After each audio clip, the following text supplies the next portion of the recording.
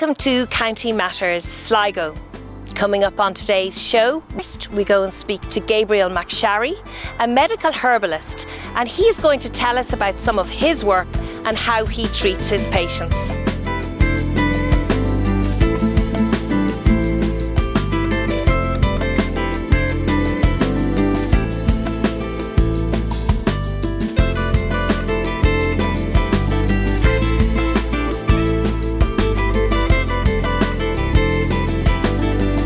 Hi Gabriel. Hi Claire. And thank you very much for having us here this afternoon. Tell me, to start with, what is a medical herbalist for people who don't know? A medical herbalist or a herbalist is a person who's expert in plant medicines and who uses, plant medicines to treat illnesses and diseases. In general, there's two, forms of herbalists in that me as a medical herbalist, I went to university. I did a degree in herbal medicine and I studied the scientific literature on the medicinal values of plant constituents and plants and extracts and I studied its tradition, but in a university format. And then there's herbalists who are, 3, 4, 5th generation herbalists. So there's two different approaches kind of to what a herbalist is. And Ireland has a long tradition of medical herbalism. So where has it been there since the beginning of time, or tell me a little bit about the history. Yeah, I guess so. It's been there before pharmaceutical medicine. It is the original medicine, and the original doctors were herbalists. I have a book here. It's the Botanologica Universalis Hibernica. So it's in Latin, but it's generally an Irish herbal. First published in 1735. That's nearly 300 years ago, and it's full of all the plants and herbs in Ireland and their medicinal use. So that's 200 years before pharmaceutical medicine even started.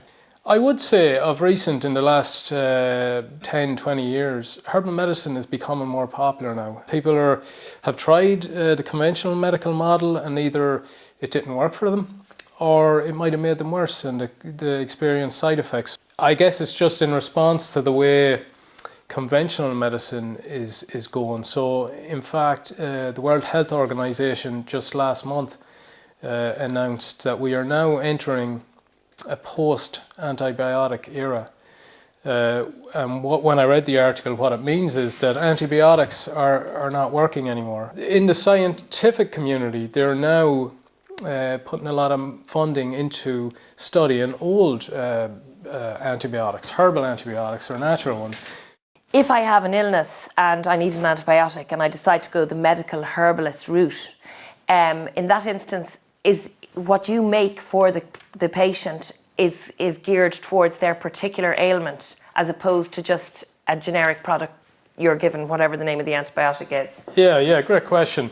I would say that antibiotics still have, they're still of good value, and if someone has a serious infection that's not responding to herbal medicine or using it, I would definitely suggest taking antibiotics or combining them. So this is where the research is going, is to combine all the antibiotics with herbal antibiotics, and they're seeing that stronger. But to answer your question, if someone comes with an infection, what a herbalist will do is take a full case history and medical history. I go through diet, lifestyle, and how long they've had, is it a recurrent infection, and if, for instance, someone is getting recurrent respiratory tract infections, instead of just giving an antibiotic, I'd also give an immune tonic, so something to build the immune system, increase white blood cells and cytokines, but also specific herbal remedies for the respiratory tract, so lung tonics and respiratory tonics, traditional ones, and I combine them into one bottle. So I might use 6, 7 different herbs. I also, as a nutritionist, I always give everyone nutritional advice because I find our diet today isn't the best really, and sometimes if people are getting recurrent infections or have poor immune function, the root could be in their diet.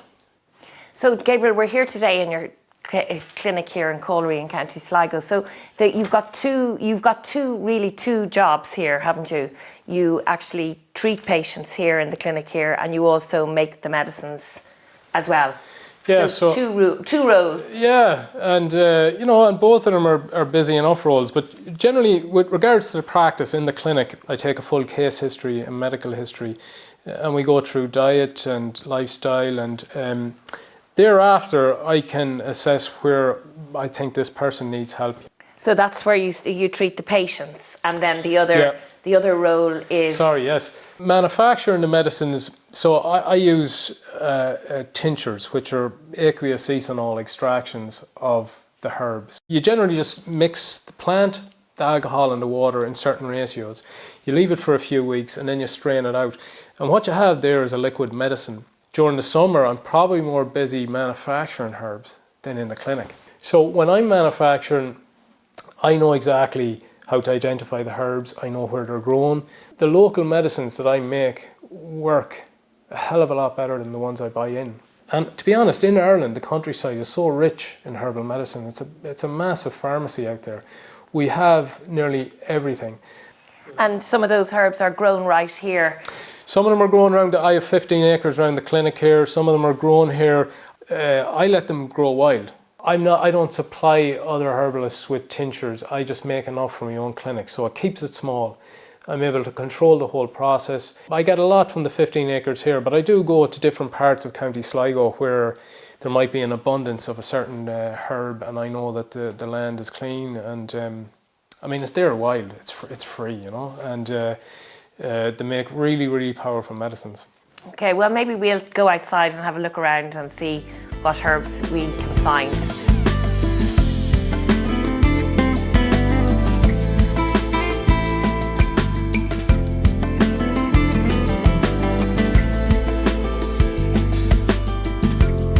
So a lot of our childhood memories would be hives and stings from nettles, so you have some here. The common stinging nettle, everyone knows it. It's nearly like a weed, but it is actually a very powerful medicine. So the leaf and stem, but also the root. Generally, the root is used for urinary tract infections or any renal calculi or anything to do with the kidneys, really. Leaf and stem are nutritive. They come up in spring. They're our first wild vegetable, we'll say, in Ireland, and they come up each year. But they're full of metals and nutrients, and a bit of iron and magnesium. So very nutritive. Traditionally we used to put them in stews, boil them in pots. You can deactivate the stinging by boiling it, and when you make a tincture. But generally, I suppose, as a kidney tonic and to cleanse the blood, nettle is it's a very powerful medicine.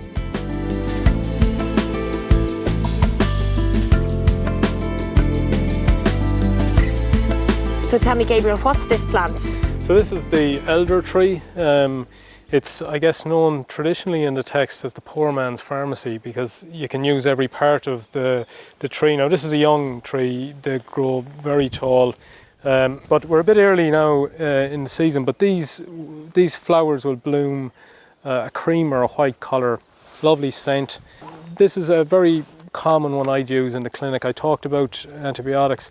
Elder flowers and leaves have strong antimicrobial properties, and I give them in all flus and colds and infections or any kind of immune dysfunction or dysregulation. Also good for sinusitis and rhinitis and allergic hay fever and stuff like that. Very good value tree. Well, it's one of the strong traditional herbal medicines of Ireland.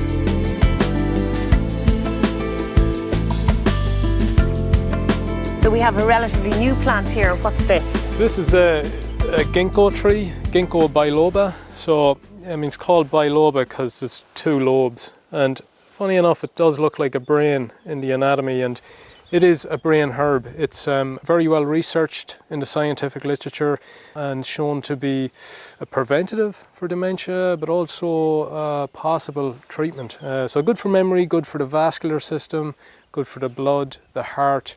Very, very powerful herbal medicine.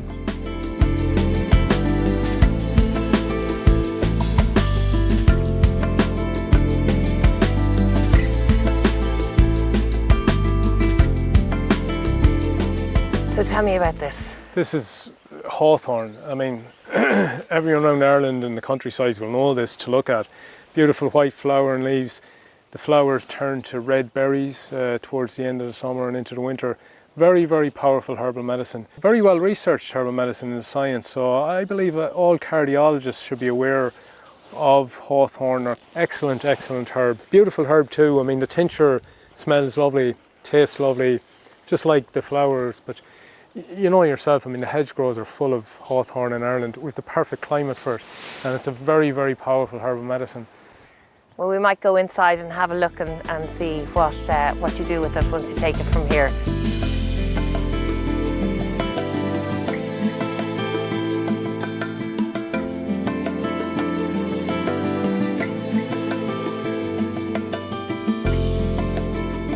This is a tincture.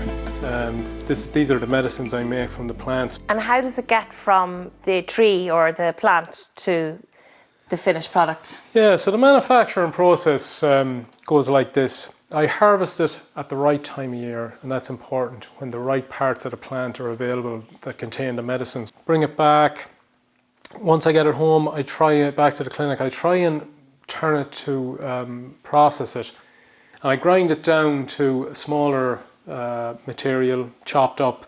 And then with that, I then weigh it and work out the percentages of alcohol. So the percentage of alcohol we use is important. You know, it's evolved where we use the different percentages of alcohols to potentiate the medicinal value of the plant. So I weigh it and I mix the water and alcohol along with the plant, and I just leave it for 2-3 weeks. That's all you do. And then after 2 or 3 weeks, I get it, I strain it. And the strained liquid I put in one area, and then what's left, the plant soaked in the liquid, I put into a wine press. And I squeeze it down, and that squeezes all the remaining liquid out of the plant. And then I mix that with the other liquid, and that's the medicine. That's what we see here in the bottle today. That's the process. It's kind of basic, but it can make quite a profound medicine. Thanks to Gabriel McSharry for that.